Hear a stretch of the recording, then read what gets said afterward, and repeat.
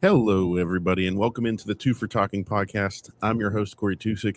I've got Josh Yowie with the Athletic, and Joe Bartnick, comedian extraordinaire, alongside.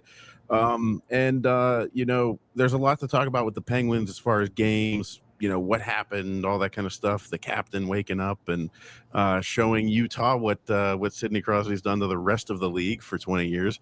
But we might as well get right into it. And Josh, I'll throw it to you. I mean, a couple weeks ago, you mentioned there might be a soft trade deadline going into the Four Nations Gary Bettman Invitational, and it turned out that was very serious for Kyle Dubas. And it happened with a good old pal of yours, Jimmy Rutherford. So Marcus Pettersson and Drew O'Connor went off, and I'm quite impressed. We got a first-round pick. So tell us how that all went down. Yeah, and the Penguins have been talking with Vancouver for a while, and they had to wait until the JT Miller trade because the Rangers sent the first-round pick to Vancouver. That was the pick that the Penguins wanted to finish this deal off. I was very impressed that Kyle Dubas was able to get a first-round pick. With all due respect to Marcus and Drew O'Connor, they're good players. They're not great players. And on expiring contracts, to get a first-round pick, and what might be a pretty good first-round pick, by the way, we still don't know if it will be this summer or the next. But there's a chance they're going to have 15th or 16th pick in the draft this season, along with their own first-round pick because of this. I give Kyle Dubas really high marks. I was on the phone with Jim Rutherford. Actually, I just heard the trade was happening. Jim being Jim, I texted him. He calls me immediately. Like, thanks, Jim. I said, by the way, I haven't even seen the full trade. What did you guys give up? He goes, we gave him the Rangers first rounder. I said, really? I said, oh, shit, I should have said. He's like, yeah. I'm like, oh, that's great for Kyle. So I think it's a really good trade. And if this is what the trade market is, Joe, if you can get a first-round pick and a pretty good prospect for two expiring contracts and Pettersson and O'Connor, not all-star caliber players, makes you wonder what else you might be able to get for some other players on this roster. Maybe it's more of a seller's market than I realized. Yes. Well, first of all, I'm going to congratulate you and thank you for your great work this weekend at the Athletic, especially the Dubas profile or whatever whatever big word you want to use for that. I thought it was great stuff. Thank you. Yeah, I don't want to get into who could be next because I think we have a few more weeks to do that. I just want to congratulate Mr. Dubas on, I thought, an incredible trade. Yeah. We got a first-round draft pick. I don't care if it's Edmonton's or Florida's or if it's the 33rd draft pick. I don't care if it's an expansion. I don't care if it's Atlanta's number one draft pick. I mean, for Marcus Pettersson, that's fantastic. And then Drew O'Connor. Are you kidding me? Because as much as I love the first-round draft pick, I love Vincent Desharnais. I liked him when he was in Edmonton. He's a bone crusher. He's 6'7", an ass kicker. He's something we haven't had in years back there. And we all loved Marcus Pettersson a few years ago. He's been meh this year. So if you can put it, and the sad thing is he shows up, he tries, he'll fight anybody and get his ass kicked. Now we have a guy that might win a couple and be physical in front of the net like that. That's almost worth a trade straight up in a way. If you ask me, can we just put Desharnais in against like the Flyers in Boston? You know what I mean? Like I'd be like, yeah, Sid Pettersson. And then we were just talking last week, Corey, you might remember this, or maybe 2 weeks ago, how we just don't have guys that can score. Like after the top line and Bunting, we have no one that shoots the puck, and Heinen can score. We all love Drew O'Connor. We just wish he was Nyes or a Kachuk. He's not. So you might as well get a guy that can actually put the puck in the net. I thought this was an A+ for Rutherford. I really did. Rutherford. Oh yeah. I'm sorry. Yeah, that's. Well, Jimmy always plays a role. No, I mean, I'm sorry to interrupt. He may come back as like EJ. Like how EJ. Oh, here's Ronnie Francis for you. Go ahead. No, that's what it reminded me of. And no, I always loved Drew O'Connor's potential. I say he's big, he's fast, he has all the elements, but he never put it all together in Pittsburgh, and he certainly never became the productive player that I think everybody wanted to see. Danton Heinen, you will go weeks without even noticing Danton Heinen. Like he doesn't jump out at you, but he'll score 15 goals, he'll score 18 goals, whatever. It's what he does. So yeah, I think it's a wash at least. And So, okay, maybe both of these deals aren't going to hurt the Penguins that much this season. Who cares anyway? And you get, a pretty decent prospect, by the way, in this trade also. And you get a first-round pick. And you get, like I said, for those who don't know, if the Rangers get a top 13 pick this summer, then they keep that pick, and the Penguins will get their unprotected 26 pick. And who knows? They might not be very good next year. Who's to say? So that pick could go in any direction. But if the Rangers do not get a top 13 pick, in other words, if their draft choice is 14 through whatever, the Penguins will get that pick this season. And that opens up a lot of possibilities, Joe. What if the Penguins get like the 7th pick and the 15th pick in this year's draft? That either gives you 2 really good players potentially. Maybe they package that and go way up in the draft and get to the top 4, because the top 4 is apparently 4 really standout players in this draft. So that gives them some flexibility now to really either quantity or quality make their system a lot better in a hurry. I can't believe he got a first-round pick, Joe. I really thought, Marcus, if he got like a second-round pick for him, I thought that would have been great. If all it took to bump it up to a first was Drew O'Connor, man, I mean, that's outstanding work on Dubas's part. 1,000%. I don't understand how Desharnais and Heinen became throwaway pieces. Is that to make the salary cap work? Because it seems like Desharnais is exactly the guy you want in the playoffs. He played good for Edmonton in the playoffs last year. Yeah. I mean, Heinen, I don't know. And another guy, how is he not useful? Yeah, I mean, I guess Heinen wasn't having a great season, but I think Vancouver, from what I've heard, wanted to clear some salary because they want to make another splash. This Jim Rutherford we're talking about. He wants to make another splash before the March 7th deadline. Of course he does. So I think he needed to clear some salary. And for the Penguins, those guys they're both making $2 million, a little over $2 million for another year. That's fine. If they don't work out here, no harm done. They're not making that much money and they're off the books in a year anyway. If they play well, then they're bargains. So, the Penguins certainly had no problem taking them on. This is only a win-win situation for the Penguins. Yeah, absolutely. And you think he would have needed that. I mean, I think Marcus's stock has gone way downhill this year. He's not had a good year. No. He has not had a good year. You would think Jimmy would need that number 1 pick to make that splash to get him back, because I watch a lot of Rangers. I've always been pro Phil Hedl. I think he's a pretty good player. Yeah. He's not the centerpiece of a guy you get rid of for JT Miller. That wasn't enough. No. I mean, I'm shocked they didn't get Lindgren or Schneider in that trade. I really can't believe that he didn't. I'm not trying to critique Jimmy does a favor, but I mean, you had to get Lindgren or you had to get Schneider, I would think. Yeah, you would. And I don't know how much leverage Vancouver had. I think everybody knew they were trying to trade JT. And I don't know how many teams were even interested in him. We knew the Rangers were for a long time. I think that probably helped the Rangers out a lot in terms of the leverage they had. I was a little surprised that's all they got as well. And yeah, that's really aggressive for Marcus Pettersson. It is. And I give Dubas credit. I wrote the other day, Dubas made his mistakes when he took over. We all know what they are. The Jarry contract, the Graves contract. You can say what you want about the Carlson. You got rid of a lot of bad contracts with that deal, but you brought a bad one on, quite frankly. But I think at that time, Dubas was just so concerned about pleasing Sid, pleasing Sully, trying to help them keep win right now, and do the Hextall thing, try to rebuild on the fly while you're still trying to win. It doesn't work that way. And I think in the last year, Dubas has realized, okay, I'm trading Jake, I'm trading Marcus, but we have to replenish the system, whether they like it or not, the big guys. And ever since that time, he's done great. And the Penguins, I looked it up. I couldn't believe it, Joe. The Penguins have had 27 draft choices in the last 5 years. They have 29 in the next 3 drafts. And a ton of them, 4 first-round picks, I think 5 second-round picks, 5 third-round picks, something like that.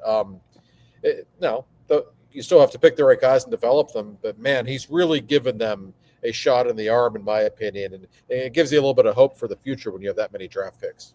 Yeah, and I think the future definitely looks a lot brighter than it did, say, September. Mm-hmm. Yeah, I so agree. Too. And what do you think about? I mean, I felt like the team responded differently to the trade than last year. Like, I mean, last year when it looked like they had like, like lost their favorite, like boy or something. Like they were all just sitting there pouting after Jake was gone. And I understandably, and I've seen a lot of people commenting online about it. It to me, coming out and winning the game they did on Saturday, I'm like, oh, like maybe they kind of are in the, they're all in the know, like maybe last year was a little bit of shock value of like, oh my God, we're really doing this. And I think last year there was still some mystery or debate about what would happen with Jake if eventually Kyle would decide to sign him, or what with Marcus. I think everybody knew for months he was gone. I mean, it was a foregone conclusion. So I think that was probably a big chunk of it. But you're right. It was a really nice response from the Penguins. Nashville's not very good, but still, I thought that was really one of the Penguins' cleaner performances of the season. That was just a very solid, good defensive performance, a thorough victory for the Penguins. They played well. And I don't sense, even though Marcus is a really popular guy and so is Drew, not the same feeling in the locker room. I'm at the practice facility right now. I was just in the locker room about an hour ago. And a different mood. Everybody's actually in a pretty good mood. I think they're taking it in stride. And we will see. I don't expect them to make the playoffs regardless this season. We know the spot they're in the standings. But I don't think they're going to fall apart like they did for a couple of weeks after Jake was traded. Yes. And Corey, I think last year, and by how they only lost out by 2 or 3 points, yeah. I think last year they really thought they were going to make the playoffs. Yeah. And it was kind of like the first shot fired that, no, this is a rebuild. Even if you do make the playoffs, our GM thinks you're going to be out in 5. So we're going to get rid of everybody's favorite winger and everyone's favorite milkshake salesman. I think they're more resigned to where they're at right now. And, I don't know. I think it was easy. It's easier to swallow. Yeah. I think they know where they were at. I think last year was like, what? You think everything's going great in your relationship? Like, what? You're leaving? What? And this was more like, okay, we knew. Well, and that kind of lends to, not to bring up the whole like Colorado thing that we harped on last week, whenever they're always saying Sid's going to Colorado, but like obviously Sid knew this was the plan. You know what I mean? Like he just signed. I don't think Sid didn't know that this was the state of the team, Josh. I mean, you know better than anyone. But what's Sid's reaction to this? I mean, I don't know how much you've got to talk to him between now and then. Yeah, no, I talked to him this morning. I don't think he ever likes it when guys like that get traded, but he took it in stride. I think he knew it was coming. I think everybody knew it was coming. And I always tell people, Sid, like, he's the ultimate competitor. He still knows how many points they're out of a playoff spot and what record they need to get into the playoffs, and then he'll think they can win 16 games if they would get into the playoffs. That's just how he's wired. But I also think that he understands the big picture and he committed to it. And Sidney Crosby just wants to be here when they're good again. That's the bottom line. He wants to be a part of that. And I would say the same thing for some of his teammates. I always go back to an interview I had with Joe's favorite player, the Rusty Razor. It was about a year ago at this time when his name was out there in trade speculation, as were other guys. And I just sat down with him in the locker room. I said, Rusty, your name's out there. They could get a lot for you if you got your no trade clause, but would you be willing to, turn it in? And he said, listen, I want to be here until we're good again. That's word for word what he said. He said it in a very serious way. And I think that's the Sid philosophy as well. And I don't sense any change in that at all. And like Joe said, the future, it's going to take some time. But look at all these draft picks they have. They've got some young guys now. The Brunick kid's going to be special, I think. Sergei Murashov. Like, we like listen, Yoel Blomqvist has talent. He looks like a nice-looking young NHL goalie. This kid Murashov, from everybody I talk with in the organization, they think he has a chance to be really something special in a couple of years. So all of a sudden, there's some real reason for optimism, I think. Yeah. Oh, absolutely. You spun out a little computer wise. I don't know if that was just me. Did you get that, Just Corey? a split second, yeah. Yeah, I gotta tell the Penguins that I got better Wi-Fi. It was pretty funny because literally it's always like the best part of any interview. That's when like so when I'm listening to the post game, it's like always someone will call me right when now let's see what Mike Sullivan has to say. Like what? This is the other thing I wanted to hear. No, I don't know if we're still going to. I'm happy for Drew O'Connor because I think he's a perfect guy to play for talk because Rick has been known to get the best out of guys. I was insanely wrong thinking that the Duke and Domi would become all-stars under him in Arizona. That was my mistake. But other guys like Connor Garland, Joshua, they're flourishing under. So I want to see O'Connor do well because he looked great for us like the SG. Something in there. I don't know what it is. It might even be just if he played with Sid all year, which I don't know. No, I guess only two people can play with Sid. So but I don't know. I would like to see him with Sid and Rusty with Gino, but the hindsight's 2020, and so. No, and I think there was always a little bit of frustration around Drew because the Penguins really thought they had something in him. And he showed flashes. He was a perfectly solid player, but maybe the change of scenery is good for him. And, maybe Rick will make him a little meaner. That was always a problem with Drew. He's too nice. You always wanted to see more of an abrasive style from him, I think. And maybe some guys just can't fake that, and that's not him. But I'm curious to see how he does in Vancouver. I certainly wish he and Marcus Pettersson well.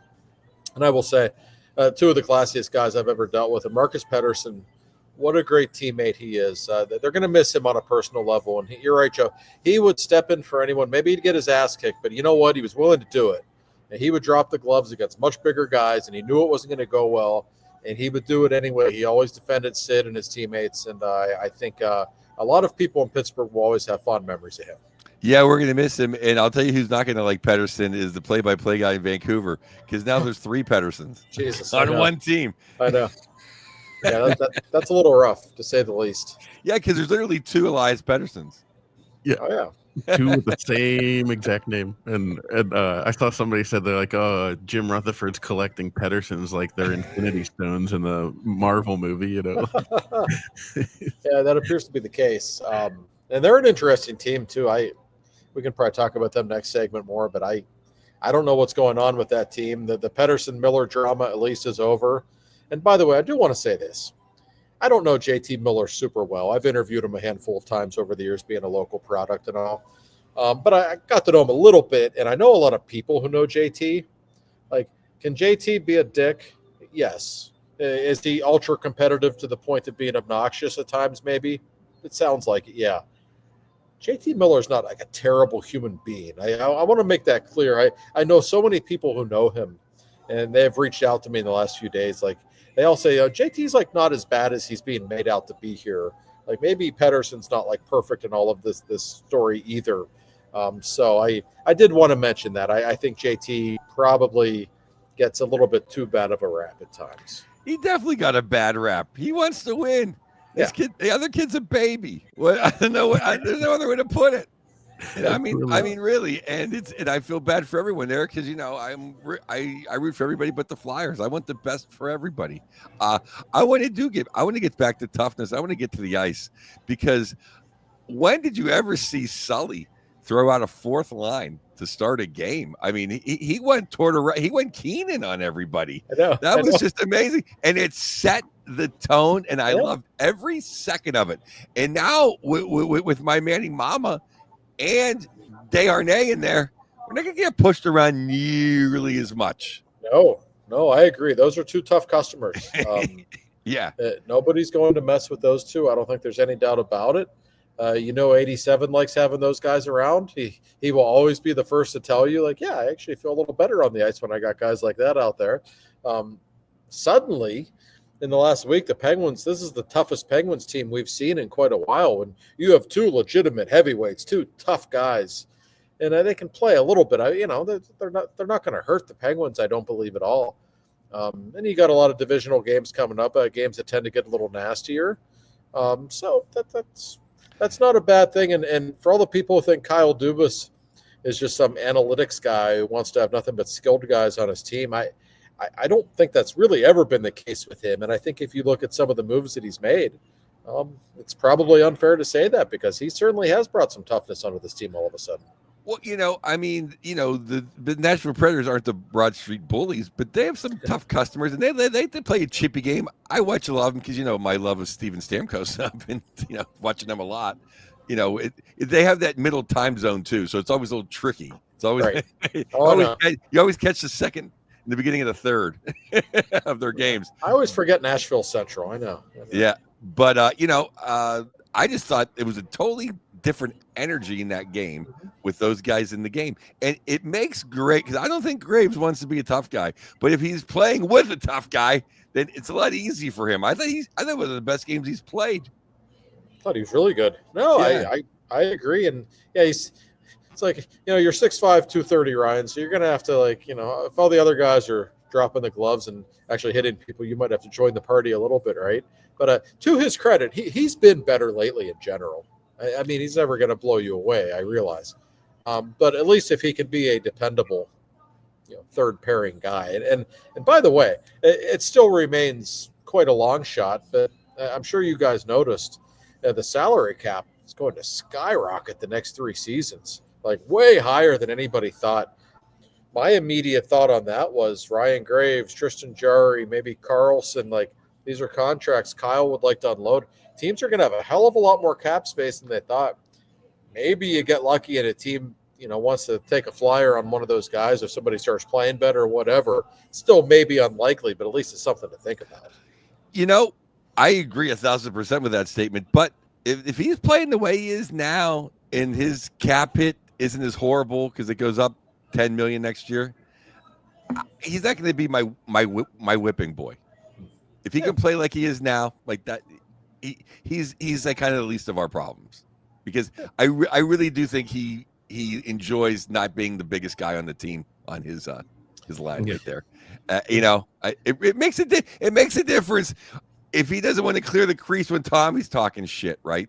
Okay, right. Well, now he can stand there and look tough, and Desharnais can do the dirty work. That's right. No, that's his defense partner. Looks like it'll be that way for a while now. So I agree. Why not?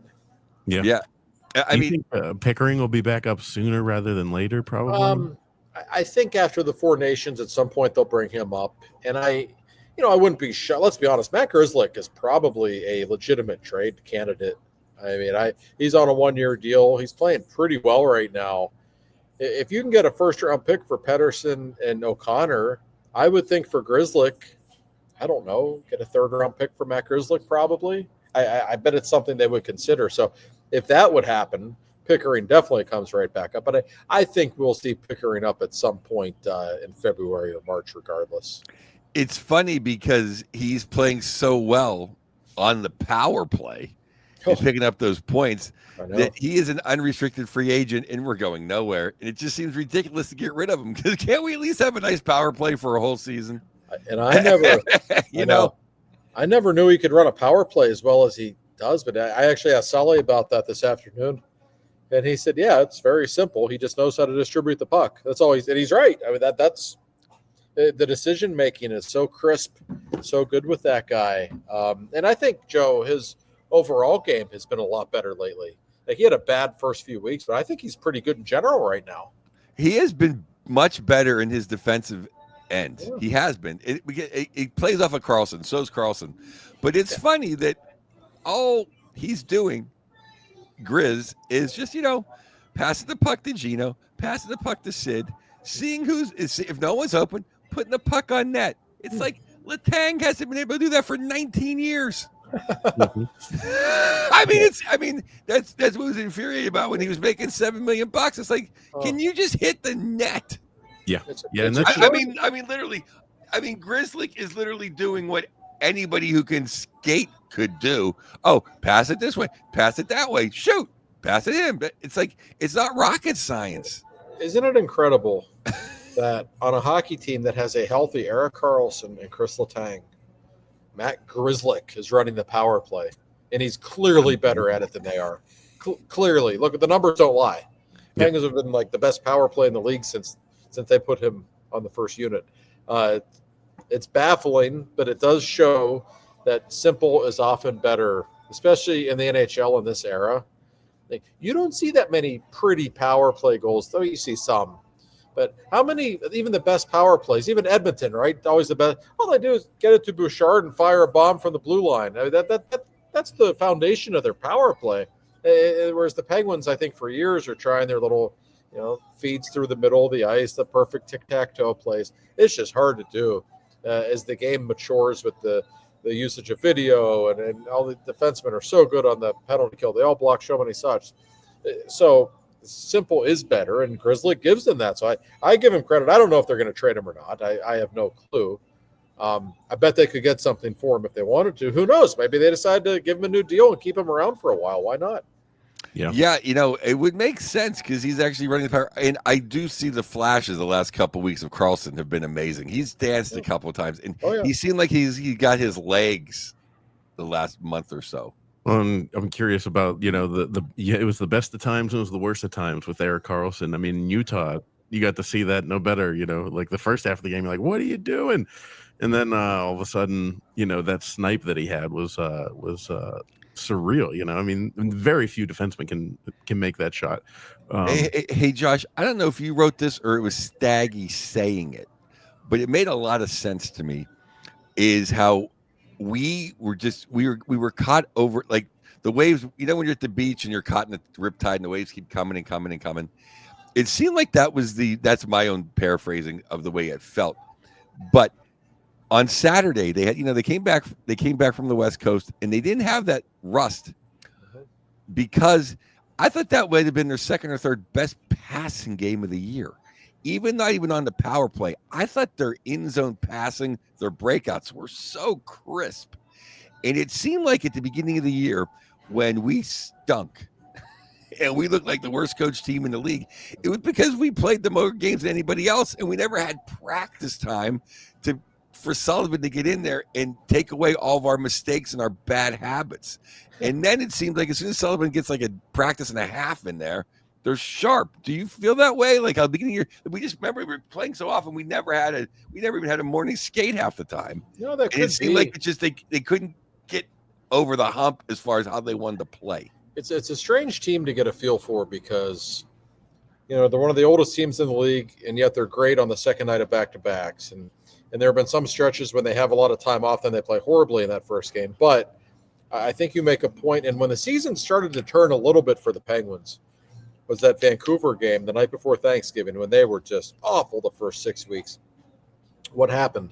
They had a couple of really good practices that week. They had a little bit of time off. They beat the Canucks, and all of a sudden they went on that really hot streak through Christmas. So there's probably something to be said for that. They didn't play well in October, but it's tough that time of year when you have that many games. You don't have practice time because one thing, and I know a lot of people wouldn't know this because they're not here every day like I have to be for work, but training camp is not like it used to be. Like training camp now is a few practices and you get ready for this, and season starts. Whereas when Sid was a rookie, training camp was like, every day, 2-hour practices for almost a month. And I think teams were much more prepared at the beginning of the season. It's not really like that anymore. So you're probably onto something. And I still maintain, I know Sully has his detractors. I don't agree with everything he's done, but I still think he's a really good coach. And the more he gets to work with his team, I think he'll make them better. Yeah. I agree. I think he's won me back over. He's won me back over. I never thought, I've never been get rid of Sullivan, but I was leaning towards, it might be, you never know. It might be time, but now I'm fully back on board that let's keep him around. I don't know how you feel about that in you, Corey, but for a minute there, I was like, you know what, maybe this is just really it, but it doesn't seem like it now. Shameless plug on my part, but I writing just as a trial a couple pieces for the hockey writers, and I did write that about Sullivan. I said, look, I was there, let's fire Sullivan. But honestly, what was he supposed to do with this team? Josh, I think you pointed out last week, and I went back and confirmed it. Yeah, the fourth line scored less goals and assists than Alex Nedeljkovic did. the whole month of January. Right. Like the entire month, Ned outscored them. So what was Sully supposed to do? Come on, like.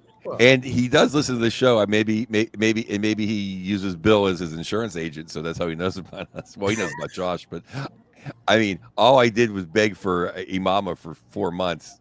Like he's got to add something. He's got to add something more than Nieto. I mean, he just has to, and he has. You know, he's listening. Thanks, Sully. Yeah, no, it finally happened for sure.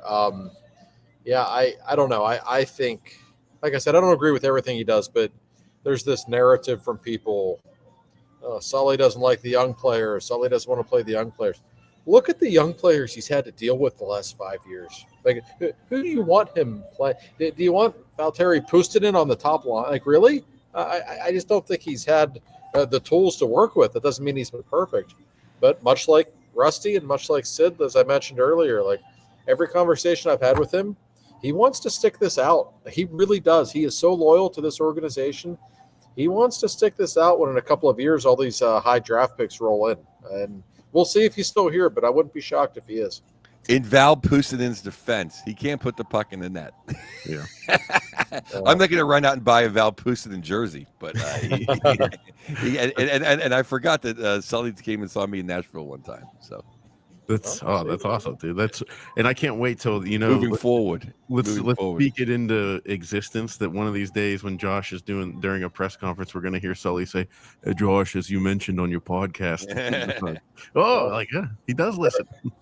I'm very much looking forward to that possibility. That will be quite a moment for the show, no doubt. Got to have him sit down. He stepped up his suit game right now too. Suit's been looking. Oh yeah, yeah. I noticed that. He brought out the Montreal suit for the Western trip. Oh, look at that, the black and white one. Yeah. Yeah. We'll have to have a nice off-season sit down with the coach. Maybe lots of stuff in store. Off the record, we'll tell you guys. Gold medal coach. Yes, we shall see. We shall see. Well, that'll do it for the first segment. We'll come back. We'll talk. We'll go around up and down the NHL. I'm sure we'll get into a little bit of what has gone on with teams getting prepped for the Four Nation face-off. But before we do that, Josh, we have the best insurance man in the world who is our sponsor, and he is someone that I think everybody should know his name now. Bill Neofus is synonymous with insurance. It certainly is. For all of your insurance needs, and look around the world. We all need insurance in many different ways. And I don't know about you guys, but I always find it so incredibly uncomfortable to deal with insurance people. I know I'm preaching to the choir when I say that to everybody. Right now, everybody listening is like, yeah, I hate dealing with insurance. Such a pain in the ass. Not Bill. Bill Neofus and his people at Neofus Insurance, they're unbelievable. They'll make you feel comfortable.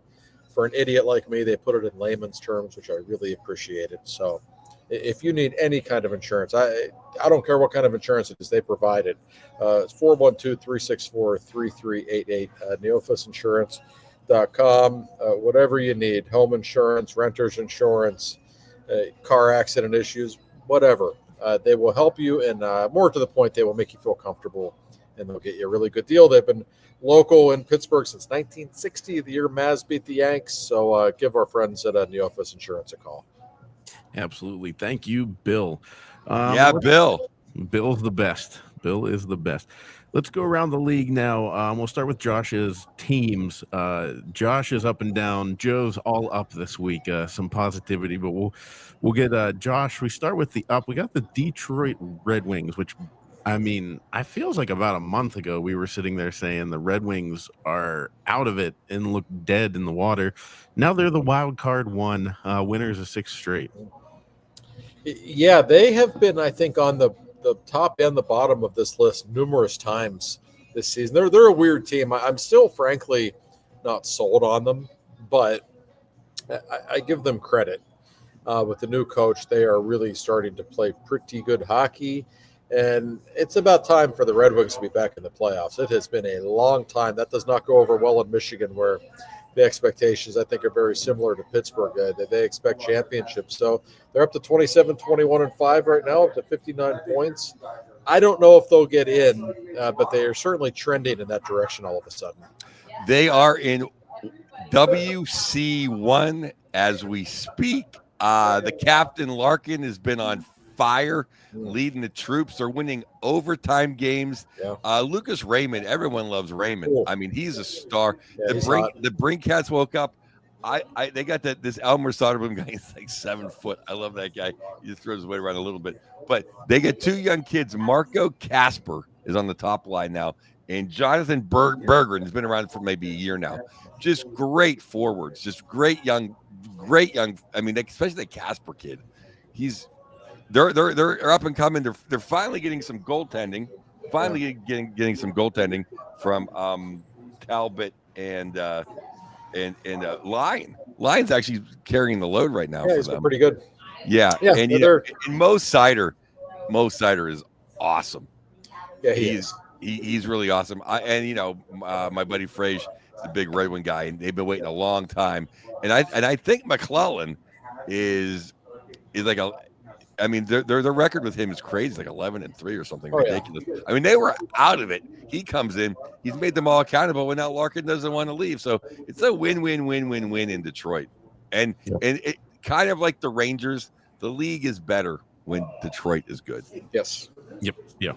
We all love to hate Detroit, like you like to root against them, but you want them to be there. You know what I mean? Like at least me personally, I like to root against them. Now I'm even before Frazier, which is now like 15 years ago. I've always a Red Wing fan because of Stevie Y, but mainly Fedorov and Shanahan.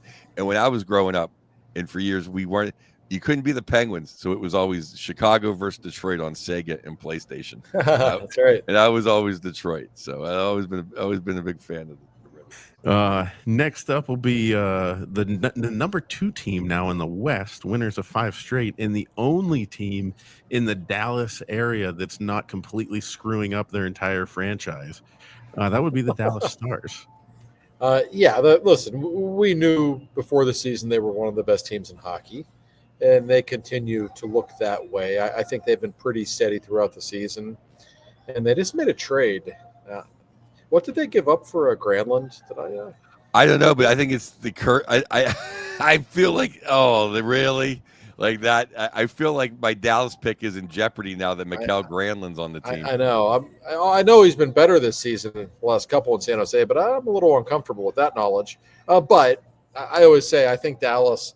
I don't know if they're going to come out of the West, but I think they're the most balanced team in the West. They just have so much talent in every direction on that team. They have the nice blend of the veterans and the young players. They've won 5 in a row. Just looking at the standings right now, might be tough to catch Winnipeg, even though they have a couple of games in hand. But I have a feeling Colorado is going to bypass Minnesota. We might get Dallas, Colorado in the first round. That would be an unbelievable first-round series. And that should be the Western Conference final, maybe, in my opinion.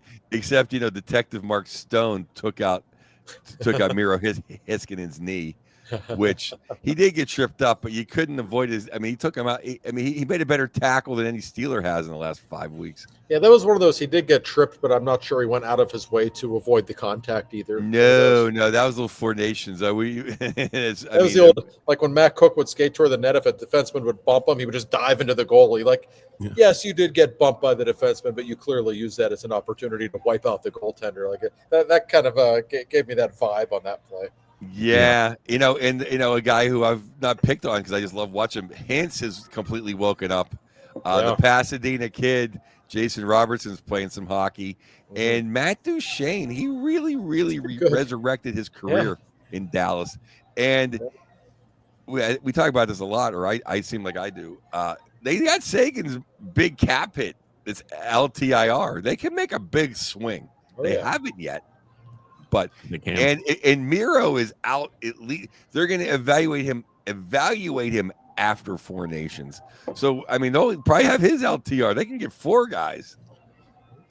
And by the way, looking at the trade, they got Granlund and Cody Ceci for a 1st and a 3rd round pick. This is a seller's market, apparently. Yeah, a 1st and a 3rd for those two. I know the Penguins could have held on to them. Think about how rich they'd be now. And Cody Ceci, and I'm not trying to knock him because he's been better the last few years, and he was never as bad. Another guy with that Toronto curse of they hated him, so he gets crapped on. He's a 1st round pick. but I don't see him making the top 6 in Dallas's D. I mean, that was really kind of a throw-in because really, I guess they wanted Granlund because. But he's a nice depth guy to have, CC, though, for sure. No, exactly. But I mean, I don't think he's like, I don't know. It seemed like a lot to give up, and there's a lot of that going on in the NHL, which might be a good thing for the Penguins if they continue to sell. If that's where the market is being set, they might have a whole lot of good prospects and draft picks come March 7th. Yeah. Well, now here is something I say every week, and I apologize. Yeah, but who we get? Okay, you got to keep Raquel. I'm sorry. You're literally just gonna be looking for Raquel July 1st. I mean, and it's gonna be way more money. So you might as well just keep him for $5 million. I mean, I agree with that. I will only say I don't agree with that unless somebody really just offers something outrageous. Right. I mean, now if somebody offers for Raquel a first-round pick and their best prospect or something like that, you have to think about it. Yes, but in general, there's no urgency to trade him. Yeah. No. Well, like let's just say, and I love him. Let's say something happens to Prince Willie, and they're going to give us Minton in their first-round pick to play with Austin Matthews. Okay. Sorry. See you, Raquel. Sorry, It's been nice. Exactly. But barring that. Yeah, it would take something like that. And I think it would take something like that for Dubas to do it. He's under no pressure to trade him right now. You know what? I was just thinking he would trade him to Toronto anyway. Yeah. There is that possibility, yes. That part's true. Number 3 on the list would be Joe hates this team. I had to do it though. Coming on up, the Ottawa Senators. They are currently 3rd in the division. They've even cleared the wild card. So what is going on in Ottawa? Josh, your kids live up that way. So what's in the water up there? It was Groundhog Day. Tim Stützle saw his balls. 6 more weeks of winning, I guess. That's actually pretty funny. I try, Josh. I try. No, that's good. By the way, Tampa's out of a playoff spot right now, which came out of nowhere. Boston. Huh? Yeah, how about that? The new regime. Go ahead, Josh. Let me catch you up. No, you're good. Tampa just beat the hell out of Minnesota the other night, 6-0, I think it was. We always say this about them, like they can score, like that. They have some pretty impressive forward depth. They're just a really fast team. It's all about the goaltending with them. And when they get good goaltending, they're kind of a sneaky team to play. I don't view them as some legitimate contender by any stretch, but they've got a fairly good roster on paper. And like Brady Tkachuk is not having a massive year statistically. He's got like 20 goals and 41 points, but he's still clutch. You always want a Tkachuk on your team. And I really think he's coming into his own, even if he's not necessarily having a massive season statistically. They're not a great team, but I wouldn't be shocked if they get into the playoffs. They're certainly playing pretty well right now. Oh, absolutely! They're literally the team that could have used the Pettersson. Yes, Yeah, I agree. Or the other way, they really could have used Desharnais and and Heinen. We shall see. The kid they brought up, the Lannan or whatever, he's playing pretty good in net. Allmark is still a question mark. Yeah. I don't know if it was. I mean, I'd still prefer the Rat in the play. I'd rather see the Rat and Pasta than those clowns in Ottawa. But I will say this though: Tampa is exactly what the Penguins were 3 years ago. Yes, the aging empire. That every now and then the big boys come out like, look at this. This is Christmas. And then there's those nights when it's like, is this really Tampa? No. Where they all disappear except Cooch. Yeah, they look like the 22 Penguins. Like, you don't really want to play them in the first round because they got a bunch of Hall of Famers. It's still a scary team to play. But you're right, some nights they don't have it. And it's interesting that Detroit and Ottawa, the young teams, all of a sudden really pushing Boston and Tampa, who are definitely trending in a different direction. So I'm interested to see how that race finishes out. We know who the best teams are in that division with Florida and Toronto, I think, clearly. So the Eastern Conference, it's going to be interesting down the stretch because you can't say that you know who the 8 playoff teams are going to be this season. There's about 10 or 11 teams in that mix, and that's probably going to come right to the wire. Yeah, I just think this is the year Boston doesn't make it. I don't like how they're playing right now. I don't like the way I don't think their team is just good enough right now. They finally run out of talent a little bit. It happens, as we know. It's crazy. It's crazy to see the upheaval across the East. Down, now working our way down, we got the Utah Hockey Club, losers of 5 straight. And Josh, you were there, and I mentioned this earlier.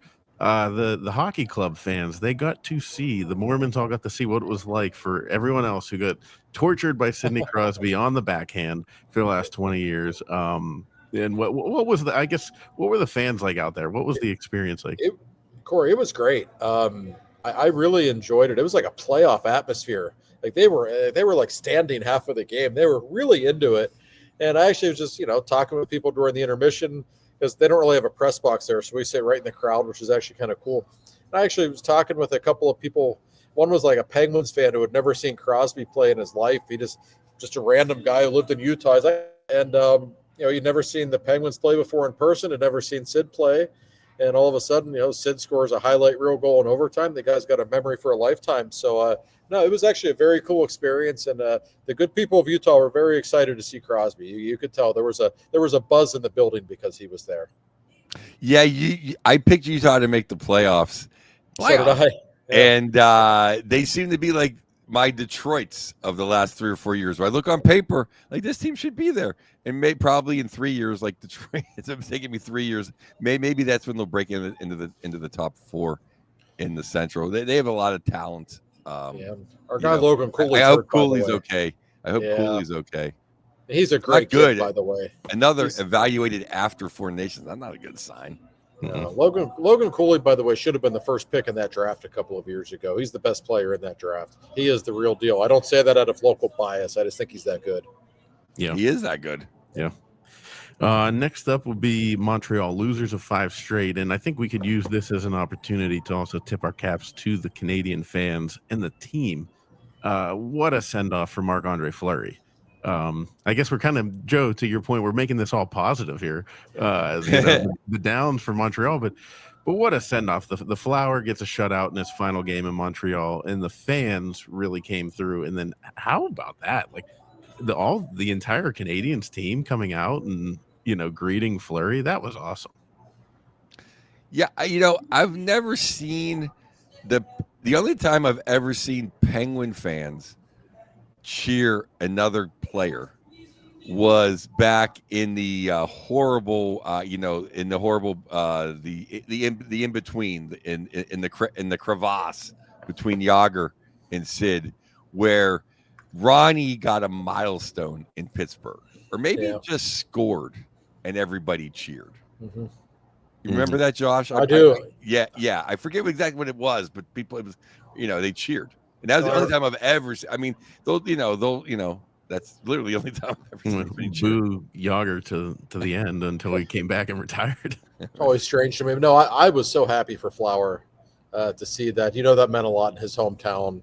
Montreal fans are great.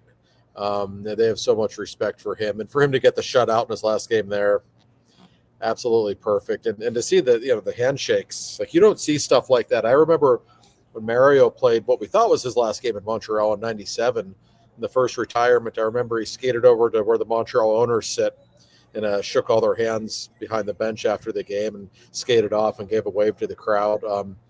And much like, Mario didn't always like playing in Montreal. And I think Flower, especially when he was young, he didn't like it either. A lot of the French guys, there's a pressure on you when you go back and play in Montreal. Flower had some bad games in that building over the years, but he finally figured it out, I think, in the later stages. And I don't need to tell anybody that Marc-Andre Fleury is a great human being. So I was delighted for him. Yeah. And third on your down list would be the Philadelphia Flyers, not just losers of 3 straight, but that would be 9 straight periods without a goal. Yeah, Joe, I had to mention. And they lost a trade badly. Oh, what's their trade? I didn't even see. They traded to Calgary. They traded Farabee and another guy. And I know Farabee's not like my favorite person, but I think he's a pretty good hockey player. Yeah, that was a strange trade. I didn't understand what they were thinking on that one. Yeah, it's like they got Pelletar and another guy back from Calgary. It's like, they literally gave up the 2 better players in the deal. Yeah, they've got some pretty serious issues right now. That team's not good. And when I saw that the Flyers had indeed gone 3 straight games without scoring a goal, I thought, I can't wait to talk with Joe about this on Monday afternoon. He's going to be so delighted to know. It's typical Torts Flyers.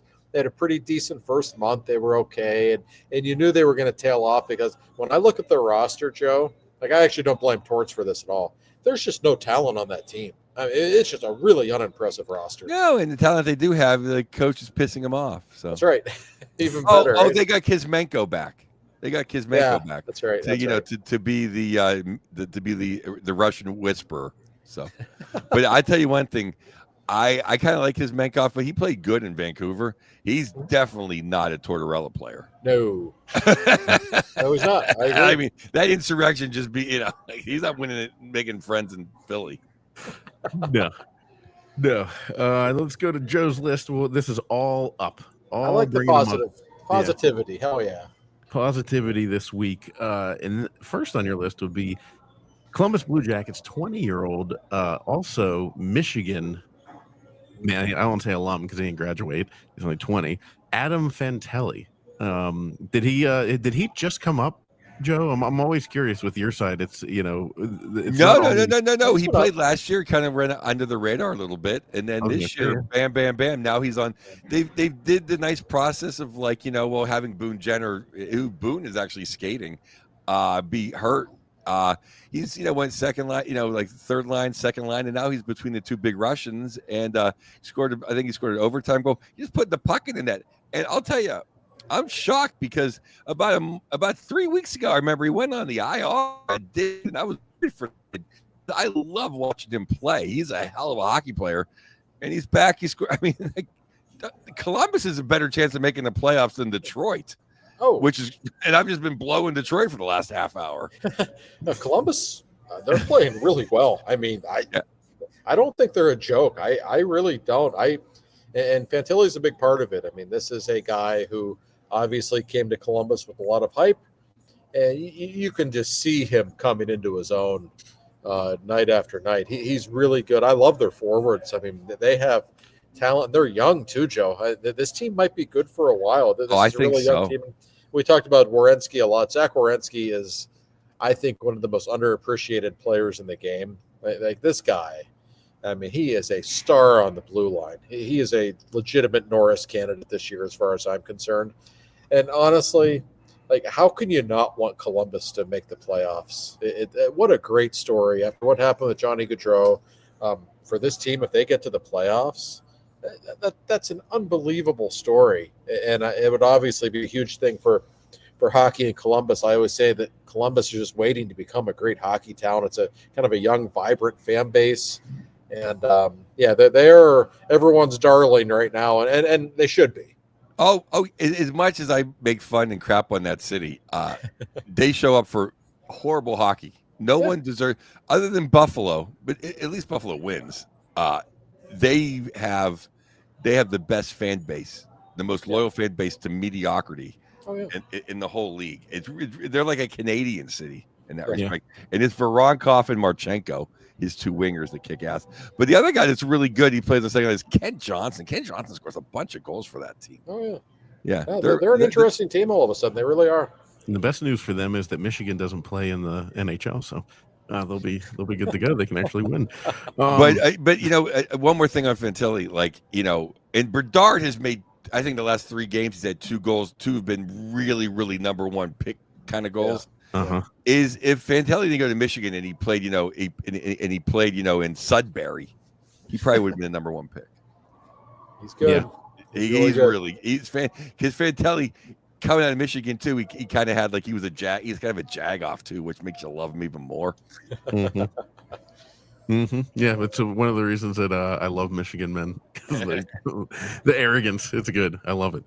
I do. Like you said, if you went to Sudbury, you're from Sudbury, it's weird how that. It's not weird. It's funny how that always works that way. It really does. But the next up on your list would be Cale Makar, which, I mean, he's got a pile of goals over the last 10 games, and he's just unbelievable. But what else has stood out to you about his game? He seems like he's dominating more and more. I watch them all the time. It's almost like he took the Rantanen thing personally. Well, then, God damn it, I'm going to be the really. playing out of his mind. Yeah, And he is. he crushed someone along the boards, and it was McCarr. Like, what? We talked about this, I think, last week. That's what's underrated part of his game is he's a bone crusher on defense. Besides getting back everywhere, he's all over the ice. He's like now I'm talking video games too much. He's like pressing. He always becomes the guy. Like he's always there. It's always him. He does. He's like, obviously, he's a better player than Chris Letang ever was. But one thing they have in common, Letang, like, is much stronger than people realize. Like, one-on-one defensive battles, Letang doesn't lose very often. He's so strong. And McCarr has some of that in his game. Like, he really does. And I'm really looking forward to the Four Nations just because I like good hockey. Just to see McCarr play on the same team with not only his teammate McKinnon, but also Crosby and McDavid. Man, I assure you, Sid and Jesus are going to like playing with that guy. He knows how to get you the puck. He's a one-man breakout.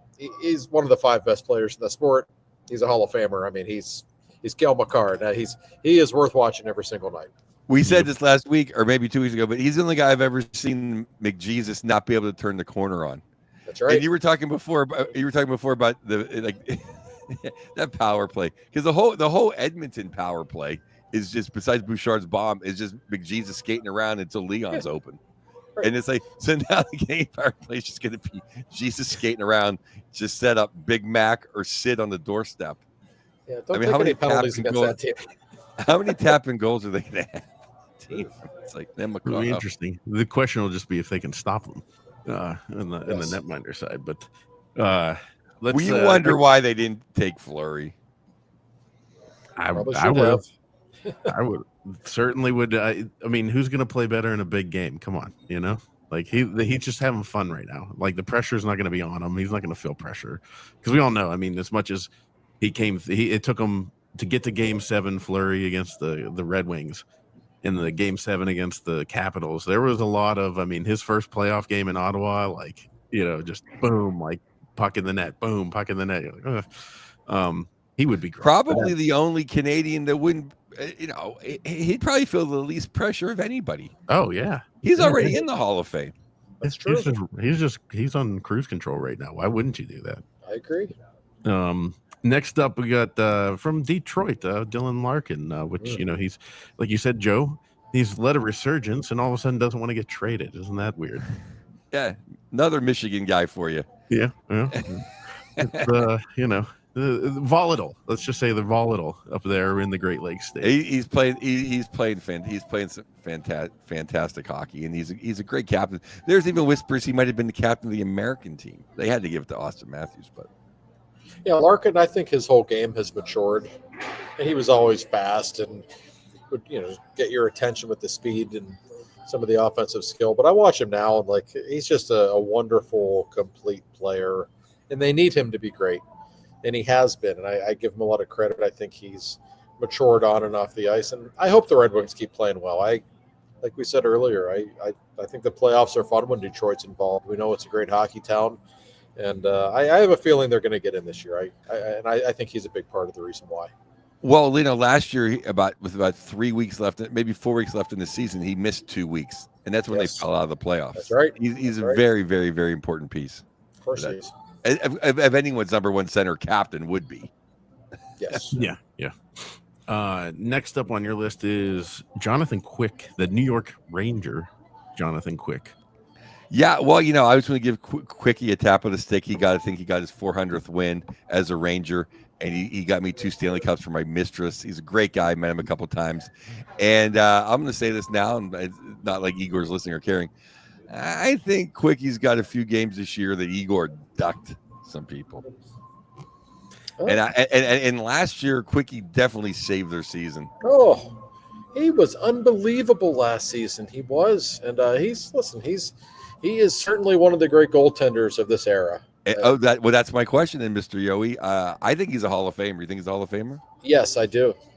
When I think of those great Kings teams, to me, Kopitar, Doughty, and Quick are no doubt slam dunk Hall of Famers. Absolutely, and I think it works out now that he had his resurgence in New York. Yes. Oh, that never hurts the cause, of course. Yeah. But what a smart move by the Rangers to get him.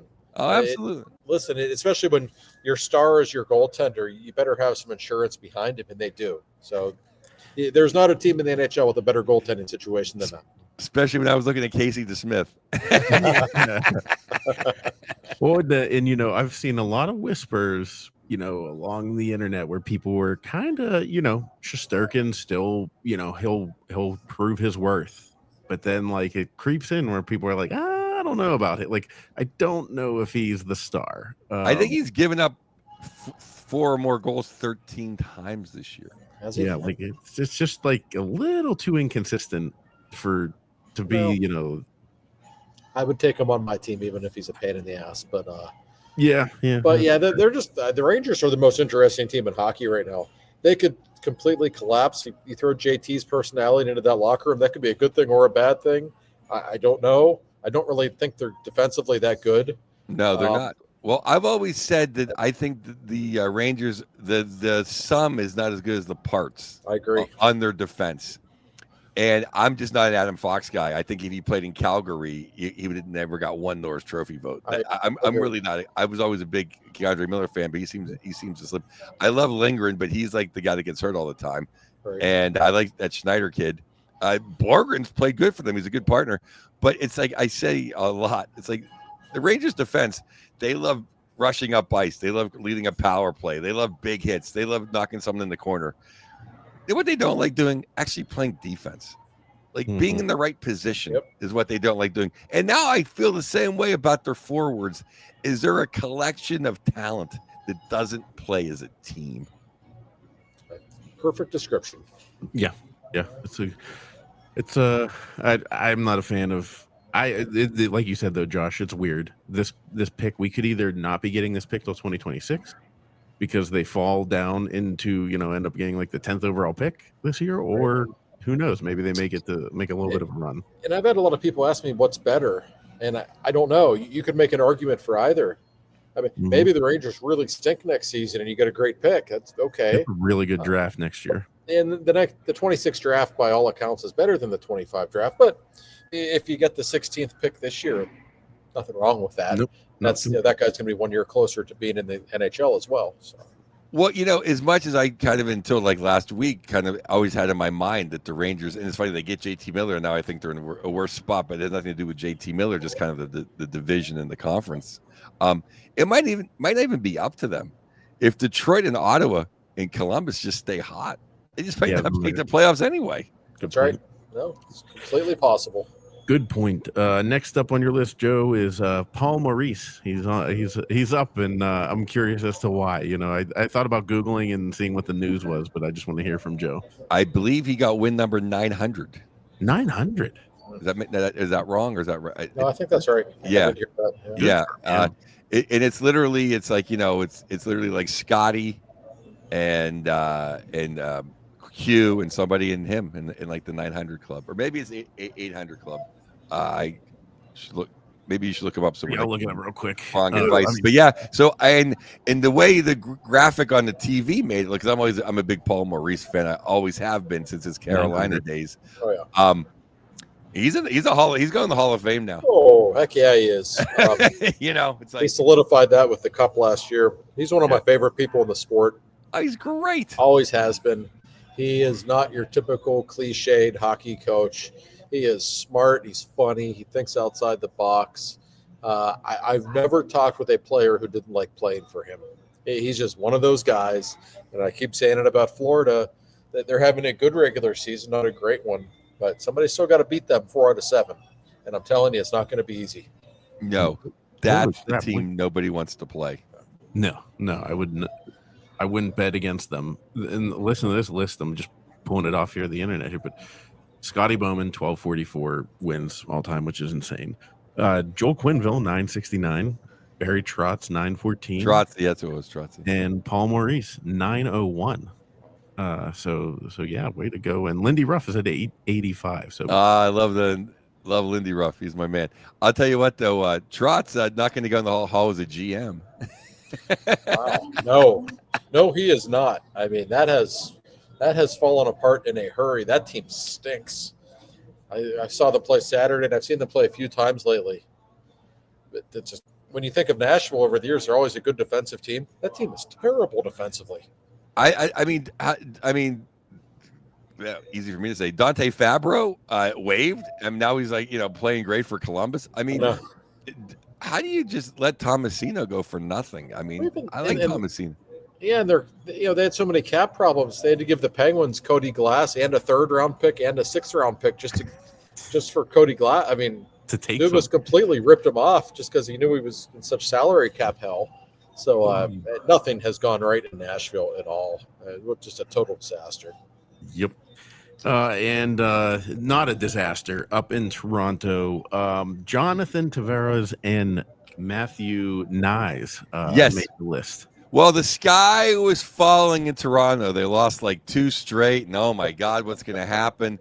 And then all of a sudden, they get their best power forward back to play with Marner and Matthews, and they got their number 2 center, who's sneakily, quietly having an excellent season, and they just looked amazing the other night. Just they look like Toronto, which I think Toronto is the second best team in the East, or who I would pick.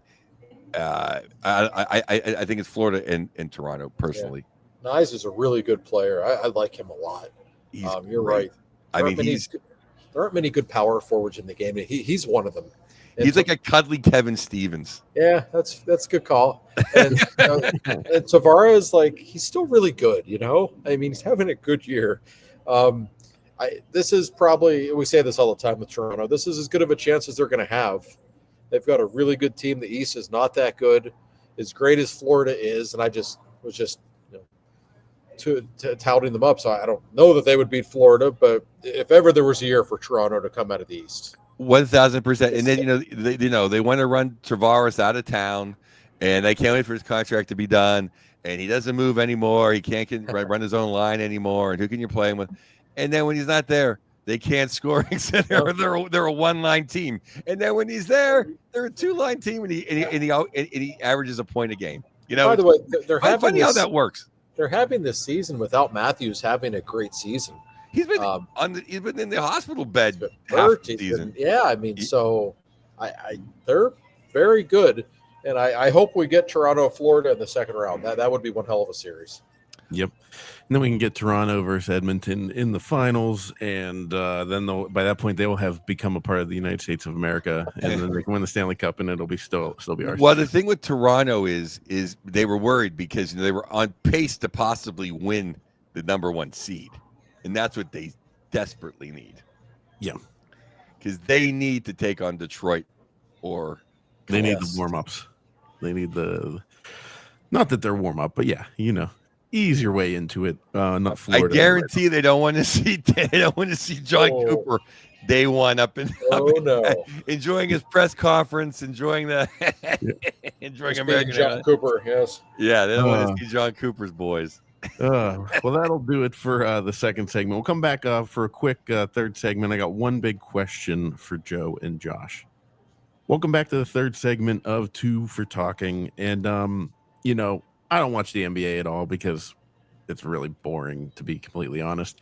And we don't have one here in Pittsburgh. But the Mavs traded Luka Doncic or whatever, however you say his name. They traded him to the Lakers for apparently Anthony Davis or something. That's like, and everybody's like, explain this to me in my sports terms.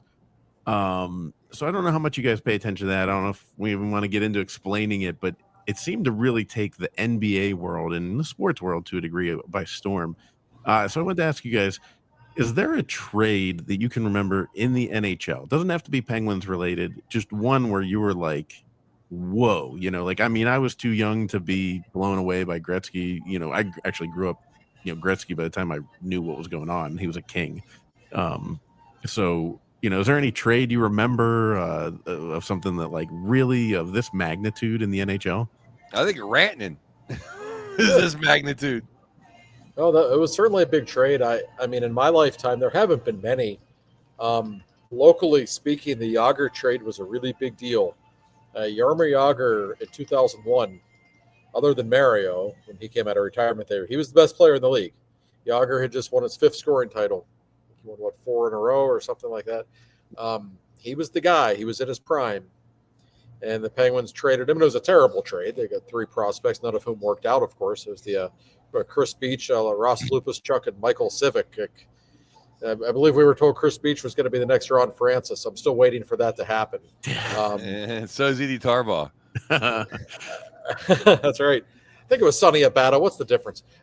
So, yeah, I don't know. There haven't been many. And what was interesting about that trade, like the Yager trade, we knew for weeks it was going to happen. And the Gretzky trade, you kind of knew Gretzky was going to get traded. Edmonton had money problems.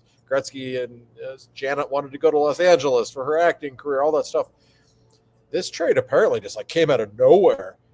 Nobody had a clue. Then all of a sudden, like one of the 5 best players in the league goes to the Lakers of all teams. So maybe Joe could go watch him play now. It'll be great. Yeah, I'll go to a Laker game. I just never go to a Clipper game. I went to a couple of Clipper games, and just the quality of women was like, oh, these are Clipper fans. The Lakers are the Lake. I mean, the Lakers are the Steelers of LA. Right. And it's just what I enjoy about it is, and I was a big Unibrow guy. I like Unibrow's game, and he's a good guy, and he won a trophy here. Is that all the Laker haters were just waiting and enjoying that LeBron's falling, and maybe like because maybe the dynasty and just how the Lakers are the best team ever in the NBA. Sorry, Celtics, was going to go away. But now, before LeBron even left, they got like a superstar who took the Mavericks to the finals once, took the Western Conference Finals once, and is by far a top 5 player. So the Lakers are good. So the Lakers are going to be good for the next 10 years. Like they're not going. So it's it's literally, here's the equivalent, Corey. If the Penguins win the lottery. And we get the next, it's like they went for Mario, Yager, Sid, never get the next guy. That's what it's the equivalent of. Because the way people see it, we went Elgin Baylor, Jerry West, Kareem, Magic. Yeah, Wilt, Kareem, Magic, and then Kobe, Shaq. That's what it really is. Yeah. I've just seen so many Mavs fans online just like sick to their stomach. It's been interesting to watch the fallout. Well, here's the thing too, like because it would literally be, it's like Dylan Larkin. Okay, Dylan Larkin would be a good thing. It's like maybe not top 5. Who would? I'd say it's like Austin Matthews getting traded by Toronto or something, and like that's a good one. Yeah, Austin Matthews, and all they got back was they traded Austin Matthews, for a fading star.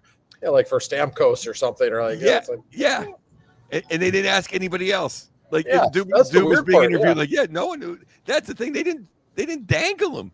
Well, the league. It's almost like the league orchestrated it. Like, if you guys want to trade him, send him to LA. That's right. Exactly. They have like a beef with him where the owner thought he was out of shape or something. Yeah, that's the word. I guess he likes. I mean, he's not like he's not built like a basketball player. He's a big, thick guy, but he still puts up his 30 points and 9 assists a game or whatever. So I don't know. I think he's doing okay. I guess he's hurt right now, but that news shocked everybody. It just hadn't been discussed at all. Whereas, especially nowadays in sports, when there's a big trade coming, we know about it. Like, I don't know if you guys saw Myles Garrett just told the Browns he wants to be traded. So that'll be the big NFL news now. But usually we know about it weeks in advance. You don't just get blindsided like this. That was what was interesting. I was at the Comedy Store, and then someone comes to me and goes, "Look at this," and I go, "It's fake." It literally was like the old, you see, Crosby traded for, McKinnon. It looks just fake. Oh, yeah. No, it did. I didn't believe it was real. I'm like, holy shit, that actually happened. Wow. The NBA is great. I'm not a big NBA guy, but I will say the amount of transactions, trades, it's the Wild West. I mean, it is. And there is an entertainment value there. Well, I'd like to make a point about that, though. But that's what's so annoying about the NBA is It really is just like a soap opera. Like, nobody's happy wherever they're at. And it's like they talk more NBA. All NBA talk is just like, well, who's going where? Who's going to be happy in 3 years? This guy can leave in 4 years, so let's trade him now. And he's not happy. And they're all making $50 million. It's never just about the game itself. I'm going to sound Whereas the other sports, it seems like when we talk football, we talk football. When we talk hockey, we almost always talk hockey. I don't mean to sound anti-player, but NBA players have so much power. I think they have too much. And, it started with LeBron going to play with his buddies in Miami and, the super team era. And guys only want to play in about 5 or 6 different cities in the NBA. They want to be in LA or Dallas or Chicago or New York or Boston. That's about it. And it's great for fans in those cities. But for everyone else, it's not so great. And I think that's a real problem moving forward. We see it in baseball too, of course.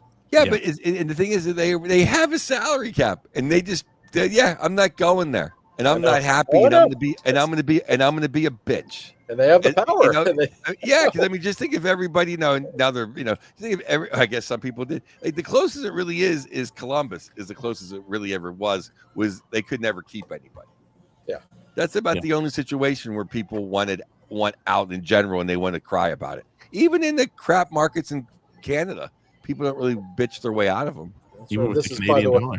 That reminds me, it's another issue for another day, but with the salary cap going up the way it is, simultaneous with the Canadian dollar going down the way it is, that's not good news for the Canadian franchises at all. That salary cap's a real problem for them. Well, I want to extend one thing. Now, you broke the news that there's a piece of the Penguins up for sale. There is. Now, can Burkle get back in? I think he's got other things on his mind these days. I don't think we will see that. Is Yager getting in? Yeah, Who's getting I was going to in? say my question is, Yager's selling his. He is selling his share of the Kladno team. And I actually talked with someone in the organization. I said, is this happening? Is the Ags involved? I said, no. I think what it was Fenway got the word that the cap was going way up. Listen, Fenway wants to spend to the cap. I don't think they want it to all be Fenway money, quite honestly. I think we're starting to learn, even though they're billionaires, I don't know how much they really want to spend, so that they want to get a little bit of investor help, and I'm sure they will. It'll be interesting to see who that becomes in the next few months, but I'm sure somebody will join them, which is only a good thing for the Penguins. Yeah, I mean, I'll throw my hat in the ring. Like, if I can scrounge the other couple bucks, I'd be happy to do it. We'll be sitting in Bill Neovis's owner's box next season. Oh, maybe Bill's going to get involved. He's been holding out on us. He hasn't told us that. Wouldn't that be fun? Well, before we do this next week, can you tell Achari or Lazat, whoever's downloading porn when we're trying to do this, they're eating up too much. You're going to have a talk with the Penguins about the Wi-Fi situation, no question. Excellent. Well, hey, we appreciate you guys, and thanks, guys, as always, for this. March 8th, Low Lev Brewery, 2 shows, no Penguin game that night, so no excuses. There you go. And see Joe, and it's I can see a killer hour. I mean, I'm not just saying that because we're friends. Absolute killer hour. Josh has seen it as well. Phenomenal. And I'm sure it's just even getting more refined. So go see him. Low Lev, March 8th. No Penguin game, and the beer there is great. I can attest to that. So check that out, and we'll talk to you guys next week.